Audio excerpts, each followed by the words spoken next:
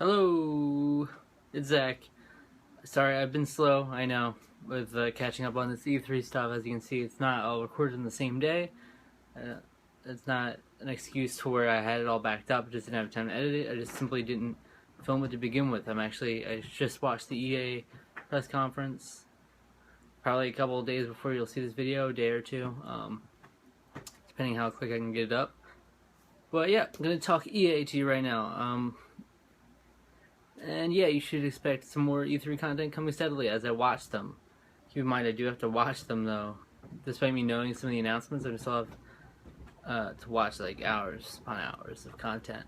But as I watch them, I'm making the videos, so I have EA right now to talk about. So Mass Effect Andromeda, coming holiday 2016. I don't know how I felt out of the Mass Effect thing. I started with 2.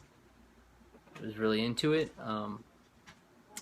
Then I went to 3, and I was like, okay, this is cool, and I played I think 20 hours actually, and then I just kind of fell off of it. And now I kind of want to go back to the beginning because I got the first Mass Effect, and I kind of forget some of the events, so I want to kind of get back into it that way. But it all depends when I have time for it. It was really just a teaser, so it didn't do anything much for me, but just showing the logo got people hyped up for it. Then they had Need for Speed, which is irrelevant basically. There was a Star Wars The Old Republic expansion, which is clearly, there's only one demographic for that, and that's currently playing Star Wars Old Republic players, which seems to get smaller and smaller by the day. Even some of my most hardcore friends that were hardcore fans of that, they don't even play it anymore. So after this is where it got really cool to me.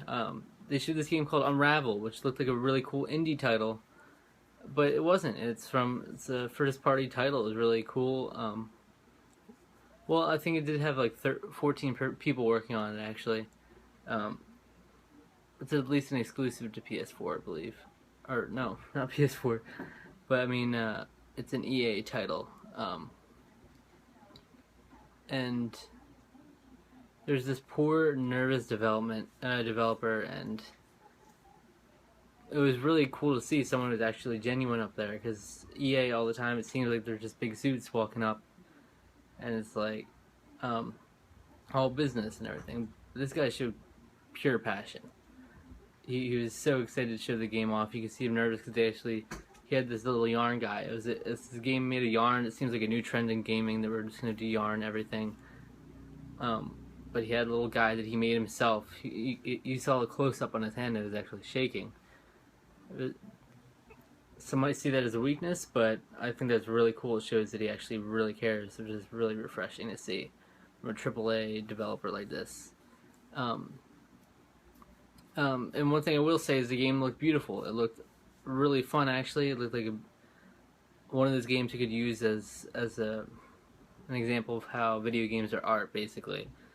It seemed like pure platforming fun, nice, peaceful, calming game, and really beautiful graphics as well. And then the most jarring transition you could do, they come out with a zombie and the Danger Zone music going on, blaring, and it's Plants vs. Zombies Garden Warfare 2. It was just a really straight transition. It was as soon as the trailer ended from Unravel, boom, that music started playing and the zombie came out.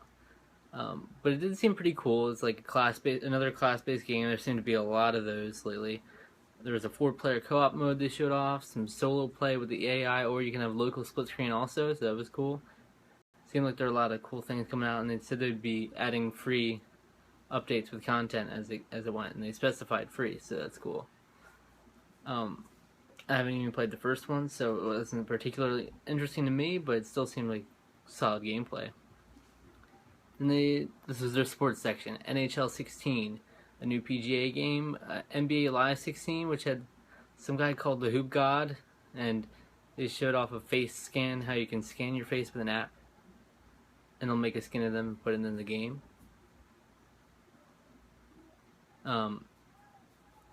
There's mobile games they went through from here on out. It was a pretty significant chunk of the conference for them. There's just a bunch of mobile games on the screen, and then they went to Star Wars Galaxy of Heroes trading card game. Everyone's jumping on the trading card game bandwagon, it seems. Minions Paradise. Yeah, they are the minions that you were thinking of too. Despicable Me minions. It's like it's a mobile game, and it's like a simulator. It's like Minions meets the Farmville kind of game, basically.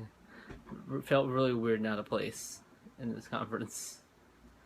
And then they had FIFA 16, which actually had Pele, a big soccer guy. I'm no clue about anything soccer related, but he told some soccer stories, and it was really like soft-spoken, like intimate story. They just kind of talking to this random guy, and it took up a significant amount of time. It felt way out of place, especially more than the Minions Paradise game even. I'm sure that was really cool for soccer fans, but it didn't belong there, and he didn't even talk about the game. So after that, when they went into the actual game, it felt so out of place and really didn't contribute anything to the actual conference. It was just really awkward. So yeah, they showed actual gameplay, and it's soccer, so if you're into the game, then you'll be into that. Then they showed Mirror's Edge Catalyst, which was kind of the thing that most people were waiting for. I guess it's supposed to be an origin story to Mirror's Edge, and I'm stumbling over my words a lot right now, I'm sorry. But it seemed pretty cool, but I haven't played the first Mirror's Edge. It seems like EA is kind of that for me. It's a whole lot of that, sequels to games I haven't had the chance to play yet. Madden NFL 16 was after that. Somehow they felt that would be a better way to follow it up. But yeah, just another game I'm not interested in. And then they ended on the big boy, which everyone was waiting for, just like Mirror's Edge. It's Star Wars Battlefront. And I gotta say, not even being a hardcore Star Wars fan, I want to actually go back and watch the movies and give the series a fair shot, because I feel like I haven't really given it that much of a chance. I feel like the lore is way too much and way too deep, and the world is way too vast for me to judge it just on surface level, which is my very limited experience with Star Wars. But even with all that, even me not being a huge Star Wars fan, this looked really cool, and it seemed like great Star Wars fan service. The graphics looked amazing. But not only that, it just seemed like a really cool interpretation of Star Wars when you don't usually see. It's not like overly exaggerated. It seems like you're in the Star Wars story. And it was a great mix with modern first-person shooters, with the weapons and the sound effects. It was just so much Star Wars. I'm sure Star Wars fans were splooging all over the screen right there. It was really cool, even to me, just seeing all the events unfold, like the Battle of Hoth, and then there's weird little twists in there going on. I thought it was really cool. Like, even me, it's like, that's almost like their Fallout 4 you can kind of compare it to. It's like, that's EA's Fallout 4. It stole the show, and that's kind of, it set itself apart just with that game. So I thought that really was a nice bounce back from all the Star Wars, or the sports and all that they were doing. Maybe if they had if they put Mirror's Edge in the middle of that, it would have evened it out a lot more. Because it just went from some cool stuff in the beginning. After Plants vs. Zombies, it just went sports, mobile, sports, Mirror's Edge, sports, Star Wars. So it was really just unbalanced. So I'm sure there's a big part where the audience was just kind of sitting there, falling asleep. And then we got the action a little bit at the end. So all in all, I thought it was pretty solid as far as EA conferences go. I usually am dead bored the whole time, but I was actually engaged for a good amount of it. So that's good to see, and it was good to see some passion with Unravel. That was a nice surprise for me. And yeah, I'll see you at the next one, which should be Ubisoft.